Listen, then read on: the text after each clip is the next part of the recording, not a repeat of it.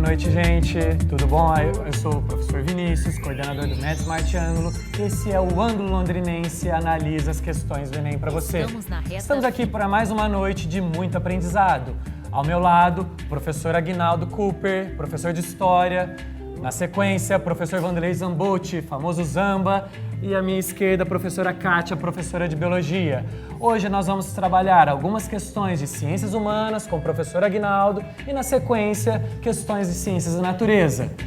Pessoal, para começar hoje, a primeira dica vai para a área de Ciências Humanas. A área de História é com você, professor Aguinaldo. É um prazer, Vinícius.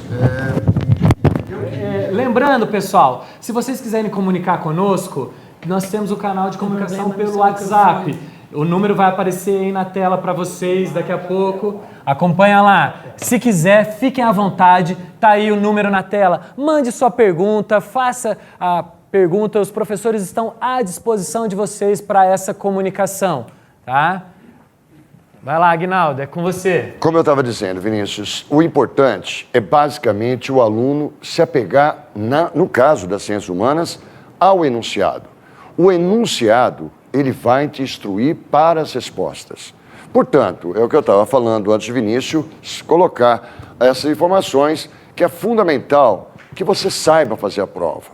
E saber a prova na área de ciências humanas, de leitura, é basicamente você saber ler. E saber ler significa dar significado. Saiba ler um gráfico, uma tabela, uma foto, até uma charge e até mesmo texto. A leitura é fundamental. Eu repito, não se apegue basicamente, às vezes, apenas ao texto. Mas olhe, observe qual é o autor. Ali vão estar as instruções que vão te levar à resposta desejada. Mas para isso, você precisa ter basicamente muita concentração. Repare, a prova ela possui 4 horas e meia. Se você for fazer uma conta, você vai reparar que cada questão, em média, deve ser realizada em 3 minutos. Isso, de certa forma, pode te apavorar, mas não se apavore. As questões são bem distribuídas. Existem questões um pouco mais complicadas, menos complicadas. Eu diria que você também não deve proceder, principalmente na área de humanas, à busca das questões de forma sequencial. Procure ter o contato com a prova. Procure identificar aquelas questões que exigem de você um menor esforço. Você vai ganhando cada vez mais segurança para a prova que você vai realizando. Mas vamos no sentido. Não se apavore, portanto, com alguns enunciados. Eles podem parecer difíceis, mas eles podem se tornar fáceis. Repito, o enunciado vai te instruir para as respostas. Eu coloquei aqui alguns exemplos para que você se familiarize um pouquinho com o que Ciências Humanas solicita no Enem. Eu vou mostrar algumas questões. Repito, podem parecer complicadas. Se você observar aqui com a gente, eu peguei uma questão que relaciona sociologia e um pouquinho de história. O primeiro texto, são 2 textos que eu vou apresentar, para Caio Prado Júnior. A formação brasileira se completaria no momento em que fosse superada a nossa herança de inorganicidade social, o oposto da interligação com objetivos internos. Repare, está parecendo um pouquinho difícil. Trazidos da colônia. Então, ele vai colocar nessa questão que o que nós vivemos hoje, no espírito brasileiro, vem muito da colônia, do Brasil colonial. Esse momento alto, etária, ou esteve no futuro. Se passarmos a Sérgio Buarque de Holanda, que é da mesma escola de sociologia, encontraremos algo parecido, diz a questão. O país será moderno e estará formado quando superar a sua herança portuguesa, rural e autoritária, quando então teríamos um país democrático. Repare que ambos autores estão se referindo à nossa história passada para justificar o que seria o brasileiro no presente. Também aqui o ponto de chegada está mais adiante, na dependência das decisões do presente.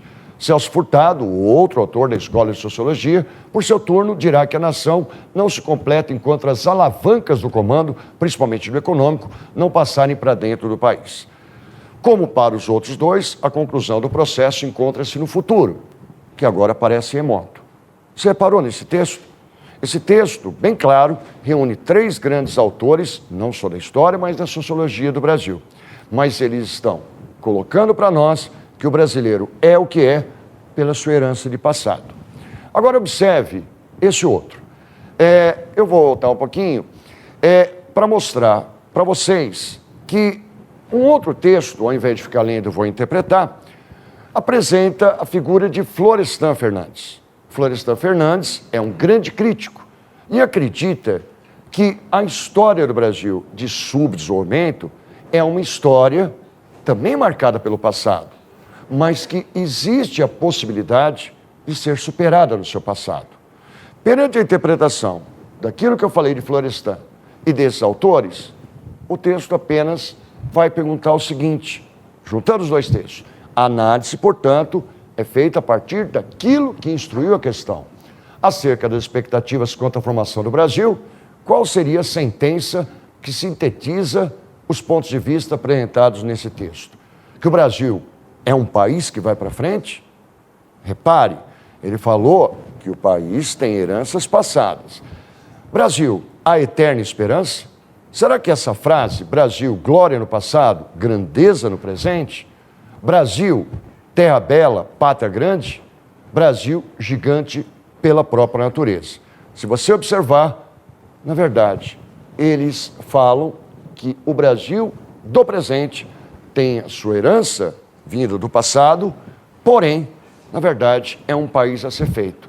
Portanto, a alternativa correta que você deveria indicar seria essa: Brasil, a eterna esperança.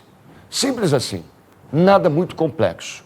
Portanto, não se assuste com o texto. A resposta estará ali, principalmente ciências humanas. Repito, o enunciado instrui a busca pela resposta. Olha lá, Aguinaldo, nós temos uma pergunta para a gente. Está lá na tela, acompanha lá. As questões de história cobram conteúdos muito específicos? Não. Vinícius, a gente pode perceber que não.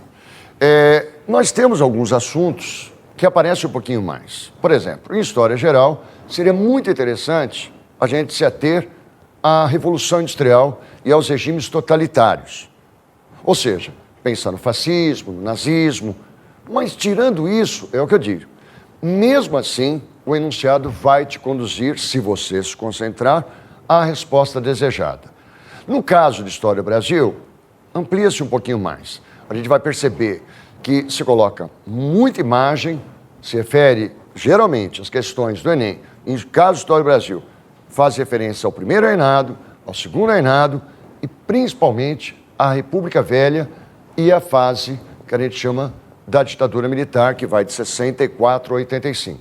Mas fora isso, as questões, elas são construídas, repito, nas suas respostas, dentro do próprio contexto das questões sugeridas. Muito obrigado pelas contribuições. Vou convidá-lo à mesa. Gente, acompanhe, fique com a gente. Daqui a pouquinho a gente volta com mais questões de ciências da natureza. Até já.